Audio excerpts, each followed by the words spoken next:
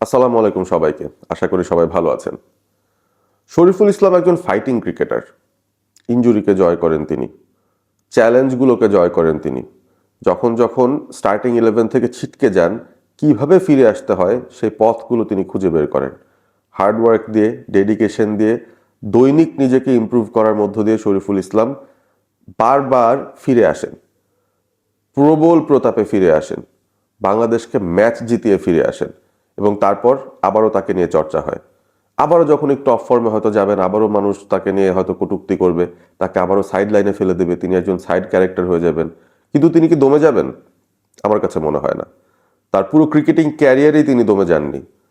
অনূর্ধ্ব-19 2020 world cup জেতা দলের সদস্য শরীফুল ইসলাম, যিনি ফাইনালেও দুর্দান্ত পারফর্ম করেছিলেন, ওই ব্যাচটার মধ্যে সবার আগে বাংলাদেশ জাতীয় দলে কে ঢুকেছিলেন? শরীফুল ইসলাম। এবং এই বাঁহাতি পেসার, তিনি ঢোকার পর থেকে কিন্তু কোনোভাবেই এমন একটা অবস্থা তৈরি হয়নি যে তাকে কোনো সময় ন্যাশনাল টিমের কন্টেনশনের একেবারে বাইরে চিন্তা করা হয়েছে। টানা 4 বছর ধরে শরীফুল দুর্দান্ত পারফর্ম করেছেন 3 ফরম্যাটে বাংলাদেশের জন্য, এবং হোম সিরিজ হোক, অ্যাওয়ে সিরিজ হোক, তিনি কিন্তু খুব গুরুত্বপূর্ণ একজন সদস্য। আপনি একটু চিন্তা করে দেখেন, প্রায় প্রত্যেকটা সিরিজে তাকে কনসিডার করা হয়েছে এবং তিনি যখনই সুযোগ পেয়েছেন তখনই পারফর্ম করেছেন। ঘরের মাটিতে, যেখানে আসলে পেসারদের জন্য খুব একটা বেশি কিছু থাকে না, সেই জায়গাটাতেও শরীফুলের পারফরমেন্স কিন্তু এক কথায় অসাধারণ। সেটা টেস্ট হোক, সেটা ওয়ানডে হোক, কিংবা সেটা টি-20 ইন্টারন্যাশনালস হোক। এই গেল বছরটা 2024 শরীফুলের জন্য কিন্তু খুব একটা ভালো যায়নি, এবং তখন বাংলাদেশের পেস বোলিং ব্যাটারিতে হাসান মাহমুদ, নাহিদ রানাদের যে উত্থান, তানজিম সাকিবদের যে উত্থান, সেটার কারণে দেখা গিয়েছিল শরীফুল পেকিং অর্ডারে খানিকটা পেছনের দিকে চলে গিয়েছিলেন। তবে সেটাতে কিন্তু তিনি দমে যাননি। শরীফুল যখন ফিরে এসেছেন, সেই শরীফুলকে কিন্তু আমরা দেখলাম আরো বেশি গতিতে বল করতে। সেই শরীফুলকে আমরা দেখলাম আরো অ্যাকুরেসি নিয়ে ইয়র্কারগুলো দিতে। সেই শরীফুলকে দেখলাম নতুন বলে আরো ভালো সুইং আদায় করে নিতে, প্রতিপক্ষকে ভড়কে দিতে। এই ধরনের ইমপ্রুভমেন্ট তো আমরা চাই, এই ধরনের সাহসী আমরা চাই, এই ধরনের মাইন্ডসেট, মেন্টালিটি আমাদের প্রয়োজন, যেটার প্রাইম এক্সাম্পল শরীফুল ইসলাম। বয়স কিন্তু তার সাইডে রয়েছে, অর্থাৎ তিনি এখনো বেশ ইয়াং একজন ক্রিকেটার। বাংলাদেশ ক্রিকেটকে বহু কিছু দেওয়ার সামনে তার সামর্থ্য রয়েছে, সময় রয়েছে, এবং সেটা তিনি আশা করি সামনের দিকে অবশ্য পূরণ করবেন। তবে শরীফুলকে নিয়ে মূল যেই ব্যাপারটা নিয়ে আলোচনা করতে চাই ভিডিওতে, সেটা হচ্ছে তার এবারকার যে কামব্যাকটা হলো। বিশেষ করে এশিয়া কাপে শরীফুলকে যখন নেওয়া হয়েছিল, পার্টিকুলারলি শ্রীলঙ্কার এগেনস্ট একটা প্ল্যান করে, যে তাদেরকে হারানোর জন্য শরীফুলকে নিয়ে আসতে হবে, গ্রুপ পর্বে খেলার কথা বলছি, সেই ম্যাচটাতে কিন্তু তিনি বেশ এক্সপেন্সিভ ছিলেন। এবং তারপর আবারও তাকে ড্রপ করে দেওয়া হয়। তারপর আবার তিনি ফিরে আসেন, আবার তিনি ভালো পারফর্ম করেন। আফগানিস্তান সিরিজটায় এসে যখন প্রথম ম্যাচেও তিনি স্টার্টিং 11-এ নিজেকে দেখেননি, হয়তো ভাবছিলেন যে হ্যাঁ, পেকিং অর্ডারে আমি অবশ্যই মুস্তাফিজের পেছনেই আছি, আমি অবশ্যই তাসকিন আহমেদের পেছনে আছি। তানজিম সাকিবকেও হয়তো নেওয়া হয় তার অ্যাগ্রেসিভ ইন্টেন্ট এবং সেই সাথে তার ব্যাটিং অ্যাবিলিটিস কিছু রয়েছে সেটার জন্য। সো শরীফুল আলটিমেটলি ঘুরে ফিরে বাংলাদেশের 4th চয়েস পেস বোলার, হয়তো হয়তো 3 জনের পরে তার জায়গাটা হয়। এই ব্যাপারটা মেনে নিয়েই কিন্তু তিনি পরিশ্রম করে গেছেন, কারণ তার জায়গাটা তিনি ফিরে পেতে চান। একটা সময় কিন্তু শরীফুল আনড্রপেবল ছিলেন, এক প্রান্তে তিনি থাকবেন, সেটা কিন্তু একটা হয়ে গিয়েছিল ব্যাপারটা। 2023 সালের কথা বলছি স্পেশালি, সেই সময়টায় দারুণ বল করছিলেন তিনি। তবে একটা ইনজুরির কারণে খানিকটা সেটব্যাক হয়ে যায়, সেখান থেকে তার কামব্যাক করতে হয়। এবং আফগানিস্তান সিরিজে যখন দ্বিতীয় ম্যাচে তাকে সুযোগ দেওয়া হলো, তিনি কিন্তু 2 হাতে সুযোগটা লুফে নিলেন। কি দারুণ বল করলেন! তাকে নতুন বলে বল দেওয়া হয়েছিল, সেখানে তিনি দুর্দান্ত বল করেছেন সিদ্দিকুল্লাহ আতাল কিংবা ইব্রাহিম জাদরানের মতো বাঘা ব্যাটারদের এগেনস্টে। এবং তারপর যখন ডেথ ওভার্সে বল করতে আসলেন, সেখানে মোহাম্মদ নবী কিংবা আজমাতুল্লাহ ওমারজাই, যাকে নিয়ে পুরো ক্রিকেট বিশ্বের এতটা উচ্ছ্বাসা, তাদের এগেনস্টে যেই ধরনের বোলিংটা তিনি করেছেন, যে ইয়র্কারগুলো তিনি দিয়েছেন, যে স্লোয়ার বাউন্সারগুলো দিয়েছেন, যে accurate line and length maintain করে তিনি বোলিং করেছেন, সেটা কিন্তু এক কথায় অসাধারণ ছিল। তার কন্ট্রোল ছিল দুর্দান্ত, মানে প্রতিপক্ষ তাদের সেরাটা দিয়েও তার এগেনস্টে কিন্তু পেরে উঠতে পারেনি। সুতরাং it should be a testament, একটা টি-20 ম্যাচে, পার্টিকুলার একটা ম্যাচে এই ধরনের একটা ব্যাটিং উইকেটে শরীফুল যে বোলিংটা করেছেন, আমার কাছে মনে হয় তার ক্যারিয়ারের one of the best matches তিনি খেলেছেন অ্যাজ আ বোলার। ওভারঅল যদি আমরা একটা পারফরমেন্সের জায়গা থেকে দেখি, নতুন বলে কি করেছেন, পুরনো বলে কি করেছেন, যা যা দায়িত্ব দেওয়া হয়েছিল সবকিছু তিনি এত চমৎকারভাবে পালন করলেন। খুবই এনকারেজিং ছিল ব্যাপারটা। বাংলাদেশের ভবিষ্যতের জন্য খুবই এনকারেজিং একটা ব্যাপার শরীফুল নিয়ে এসেছেন। এবং তার এই রেজিলিয়েন্সটাই খুব ভালো লাগে আসলে। তিনি আসলে হার না মানা একটা ক্যারেক্টার। আপনি ব্যাটিংয়ের কথাটাই ভাবেন না। এই যে দ্বিতীয় ম্যাচটায় যখন বাংলাদেশ একদম বিপদের কিনারে পড়ে গিয়েছিল, যখন 12 বলে 17 রান লাগিয়ে এরকম একটা ইকুয়েশনে চলে গিয়েছিল এবং তখন শরীফুলকে নামতে হয়েছে 8 উইকেট পড়ার পর, এক প্রান্তে কিন্তু মনে হচ্ছিল নুরুল হাসান সোহানী হয়তো ম্যাচটা জেতাতে পারবেন, এছাড়া আর কোনো উপায় আমরা দেখছিলাম না।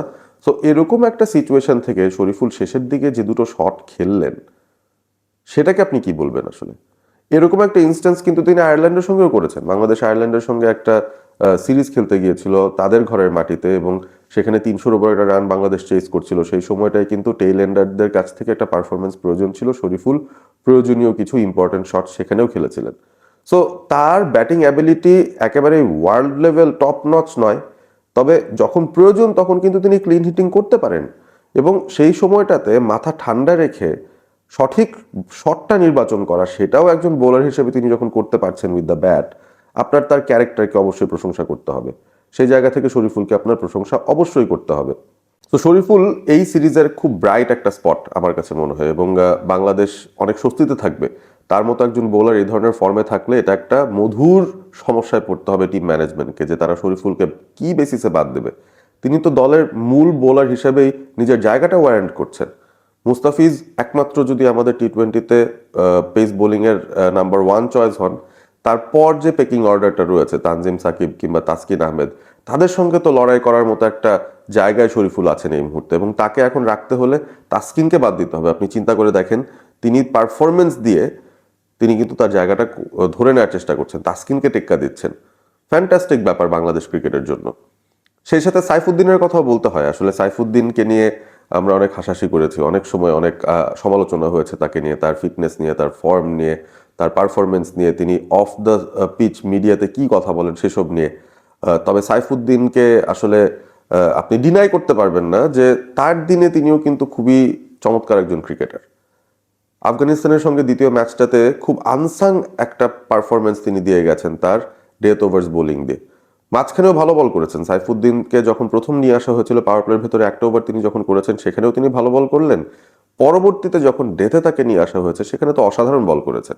এবং বহুদিন পর আমার কাছে মনে হলো পুরনো সেই সাইফুদ্দিন, যাকে আসলে 2017-তে বাংলাদেশ দলে অন্তর্ভুক্ত করেছিল একটা আশা নিয়ে, যে বাংলাদেশ হোয়াইট বল ক্রিকেটে এমন একজন ক্রিকেটারকে পাচ্ছে যিনি নতুন বলে সুইং পান এবং রেগুলার বেসিসে পুরনো বলে ইয়র্কার দিতে পারেন, বা ডেথ বোলিংটা যার খুবই সমৃদ্ধ। বিপিএল এ তিনি বারংবার ব্যাপারগুলো প্রমাণ করেছেন, ইন্টারন্যাশনাল ক্রিকেটেও বেশ কয়েকবার তিনি ব্যাপারটা প্রমাণ করেছেন। তবে আফগানিস্তানের সঙ্গে দ্বিতীয় ম্যাচটায় আবারও কিন্তু প্রমাণের মঞ্চটা সামনে পেয়ে সাইফুদ্দিন কিন্তু হাতছাড়া করেননি। বল হাতে ফ্যান্টাস্টিক একটা পারফরমেন্স দিয়েছেন, এবং মূলত তার এই ডেথ ওভার্স বোলিংয়ের কারণেই, সাথে আবার শরীফুলও ভালো বল করেছেন, মুস্তাফিজও ভালো বল করেছেন, তো তাদের এই সম্মিলিত পারফরমেন্সের কারণেই কিন্তু আফগানিস্তান যেখানে 160-170 করতে পারত তাদের এই হার্ড হিটিং ব্যাটারদের দিয়ে, সেখান থেকে কিন্তু তারা 150-এর নিচেই আটকে গেছে। এতগুলো উইকেট থাকার পরেও আজমতুল্লাহ ওমর জাই কিংবা মোহাম্মদ নবীর মতো হার্ড হিটাররা থাকার পরেও উইকেটে থেকেও তারা কিন্তু রানগুলো বের করতে পারেনি, সেটা খুব পজিটিভ একটা দিক। হ্যাঁ, ব্যাটিংয়ে হয়তো সাইফুদ্দিন দ্বিতীয় ম্যাচটায় পারফর্ম করতে পারেননি, যে সময়টা তাকে প্রয়োজন ছিল তিনি আউট হয়ে গিয়েছেন, এবং তখন মনে হচ্ছিল যে কি হয়ে গেল ব্যাপারটা, মানে বাংলাদেশ কি হেরে যাবে কিনা। সেই জায়গা থেকে অবশ্য শরীফুল এবং নুরুল হাসান সোহান স্পেশালি খুবই দুর্দান্ত একটা নক খেলে দিয়েছেন। তো এখন সাইফুদ্দিনকে নিয়ে আসলে আশা করা যেতে পারে। কি ধরনের আশা? সেটা হচ্ছে যে তিনি নিশ্চয়ই বাংলাদেশের যখন টিম লাইন আপ সাজানো হয়, একটা টিমের এগেনস্টে যখন বাংলাদেশ খেলবে, নিশ্চয়ই তিনি প্রথম নামটা হবেন না, তবে স্কোয়াডে তাকে রাখার কিন্তু একটা ইউজফুলনেস আছে, সেটা কিন্তু তিনি আবারও প্রমাণ করে দিলেন। তিনি স্কোয়াডে থাকতে পারবেন, প্রয়োজনের সময় তাকে যদি নামানো হয় তিনি পারফর্ম করে দিতে পারবেন, এবং এই ধরনের ডেথ বোলিং যদি তিনি কন্টিনিউ করেন, সাথে ব্যাটিংয়েও যদি তিনি কিছু রান জোগাড় করে দিতে পারেন, তাহলে কিন্তু বাংলাদেশের টিমের ব্যালেন্সটা বেটার করার জন্য তার একটা বিশাল রোল থাকতে পারে সামনে। সাইফুদ্দিন, আপনাকেও সাধুবাদ জানাই, দুর্দান্ত পারফর্ম করেছেন, শরীফুলও দুর্দান্ত পারফর্ম করেছেন।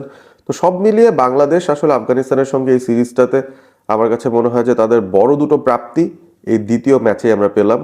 যে ম্যাচটা জিতলে সিরিজ জেতা যাবে, সেরকম একটা ক্রিটিক্যাল গেমে যেই দুজন ক্রিকেটার সাধারণত মেইন 11-এ থাকার কথা নয়, তারা রিপ্লেসমেন্ট ক্রিকেটার, এই দুজনই যখন সেন্টার স্টেজে আসেন, যখন সাইফুদ্দিন ডেথ ওভার্সে দুর্দান্ত বল করেন, যখন শরীফুল চমৎকার একটা অলরাউন্ড পারফরমেন্স দিয়ে প্লেয়ার অফ দ্য ম্যাচের পুরস্কার জিতে নিয়ে যান, তখন কিন্তু একটু এনকারেজড হতেই হবে। তখন অবশ্যই আশা করতে হবে যে এই দলটার থেকে ভালো কিছু সামনের দিকে আমরা আশা করব। যে একটা ব্যর্থতা আমাদের থাকে বড় টুর্নামেন্টে ভালো পারফর্ম করা, সেটাও হয়তো একদিন তারাই পুষিয়ে দিতে পারবেন তাদের এই স্ট্রং মেন্টালিটির পরিচয় দিয়ে এবং স্কিল সেটটাকে ভালো মতন মাঠের মধ্যে প্রয়োগ করে।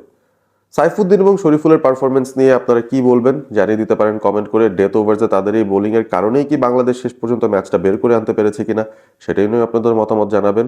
এবং শরীফুল এবং সাইফুদ্দিনকে আপনারা কতটুকু রেট করেন as cricketers, as bowlers, as performers, সেটাও কমেন্ট করতে ভুলবেন না। ভিডিওটি ভালো লেগে থাকলে অবশ্যই বন্ধুদের সঙ্গে শেয়ার করবেন এবং সেই সাথে সাবস্ক্রাইব করবেন অল স্পোর্ট এবিপি। ভালো থাকবেন সবাই।